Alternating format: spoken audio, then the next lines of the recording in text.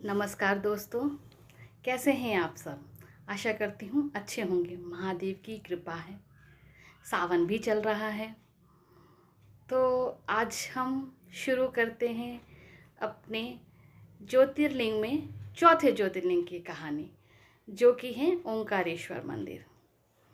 ओंकारेश्वर मंदिर, ओम, जिस ओंकार का शब्द का उच्चारण सर्वप्रथम सृष्टिकर्ता विधाता के मुख से हुआ।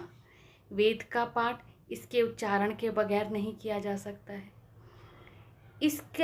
इस ओंकार का भौतिक विग्रह ओंकार क्षेत्र है। इसमें 68 तीर्थ हैं।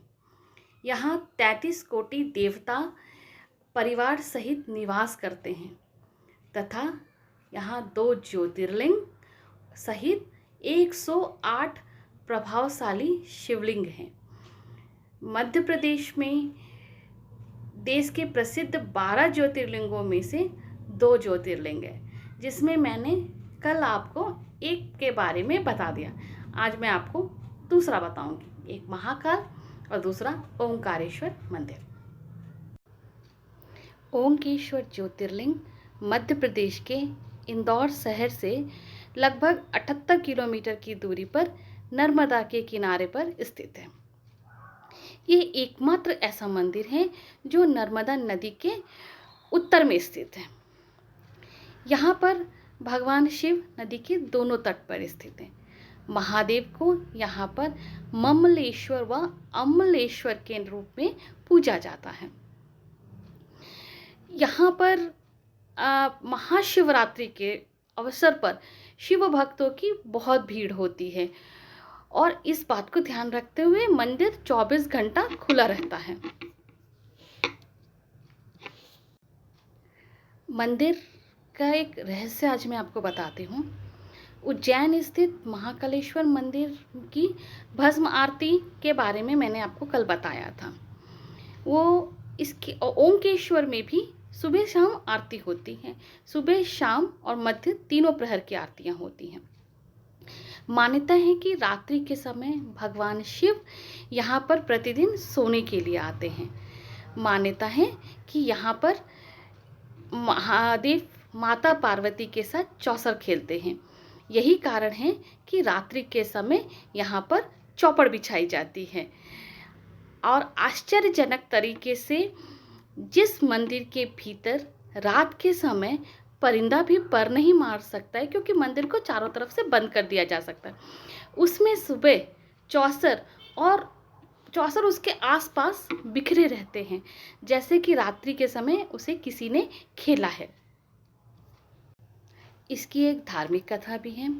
ओंकेश्वर मंदिर से जुड़ी एक कथा आती है, जिसके अनुसार राजा मंधाता ने एक बार भगवान शिव की कठिन तपस्या की, जिससे प्रसन्न होकर महादेव ने उन्हें दर्शन देकर वर मांगने को कहा। जिसके बाद मंधाता ने पहले वर में उन्हें इस स्थान पर विराजमान होने के लिए कहा और उसके बाद कहा कि आपके नाम के साथ मेरा नाम भी जुड़ जाए। मान्यता है कि तभी से यहाँ पर भगवान विराजमान हैं और लोग इस क्षेत्र को मंधाता के नाम से भी जानते हैं। इसकी एक और मान्यता भी है कि नर्मदा क्षेत्र में ओंकारेश्वर सर्वश्रेष्ठ तीर्थ है। शास्त्र मान्यता है कि कोई भी तीर्थयात्री देश के सभी तीर्थों की यात्रा भले कर ले, लेकिन जब तक ओंकेश्वर आकर किए गए तीर्थों का जल लाकर यहाँ पर नहीं चढ़ाता है, तब तक उसकी यात्रा पूरी नहीं होती है। ओंकेश्वर तीर्थ के साथ साथ नर्मदा जी का भी विशेष महत्व है। शास्त्र मान्यता के अनुसार जमुना जी में 15 दिन का स्नान तथा गंगा जी में 7 दिन का स्नान जो फल प्रदान करता है, उतना ही पुण्य फल नर्मदा जी के दर्शन मात्र से हो जाता है। यहाँ पर धनतेरस पूजन का भी बहुत महत्व है। इस मंदिर पे प्रतिवर्ष दिवाली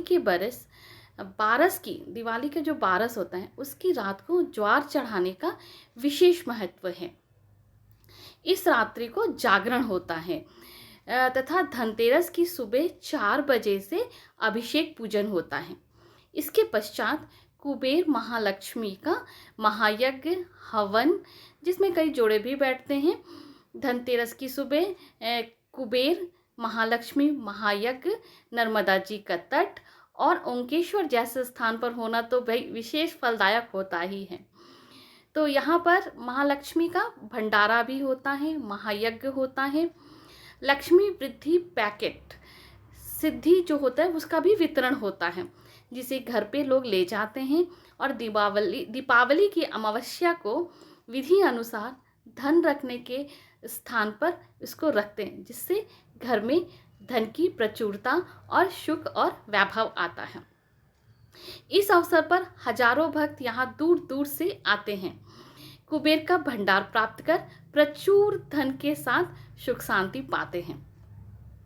नवनिर्मित मंदिर प्राचीन मंदिर में ओमकेश्वर बांध में जलमग्न के हो जाने के कारण भक्त श्री चैतारामन चौधरी के अथक प्रयास से नवीन मंदिर का निर्माण किया गया, क्योंकि वो जो पुराना मंदिर था वो बांध के पानी आ जाने के कारण पूरा खराब हो गया था। फिर उन्होंने क्या किया, वहाँ पर एक बांध बना करके नए मंदिर का निर्माण करके और निर्माण किया था। अब मैं आपको मामलेश्वर मंदिर के बारे में बताऊंगी। मामलेश्वर मंदिर अहिल्याबाई के द्वारा निर्मित किया गया था। गायकवाड़ राज्य की ओर से नियत किए हुए बहुत से ब्राह्मण यहीं पार्थिव पूजन किया करते थे। यात्री चाहे तो पहले मामलेश्वर का दर्शन करके नर्मदा पार करके फिर ओंकेश्वर जाए, किंतु नियम पहले क्या है कि ओंकेश्वर दर्शन करें, लौटते समय मामलेश्वर दर्शन करके आते हैं। पुराणों में मामलेश्वर दर्शन नाम के बदले अमलेश्वर भी उपलब्ध है। आपको बहुत जगह मामलेश्वर आपने बहुत कम सुना होगा, आपने उसको सुना होगा अमलेश्वर। परिक्रमा के अंतर्गत बहुत से मंदिरों के विद्यमान होने के कारण यह भी एक पर्वत ओंकार के स्वरूप में दिखता है। ओंकेश्वर मंदिर के ओंकार में बने चंद्र का स्थानीय ओम, इसमें बने हुए चंद्र बिंदु का जो स्थान है वही स्थान ओंकार पर्वत पर बने ओंकारेश्वर मंदिर का है। मालूम पड़ता है कि इस मंदिर में शिव जी के पास ही माँ पार्वती की भी मूर्ति स्थापित है। यहाँ पर भगवान परमेश्वर महादेव हैं। तो मुझे लगता है आपको ये वीडियो बहुत अच्छा लगा है। अगर अच्छा लगा है तो प्लीज़ मेरे चैनल को सब्सक्राइब कीजिए, मुझे लाइक कीजिए। धन्यवाद।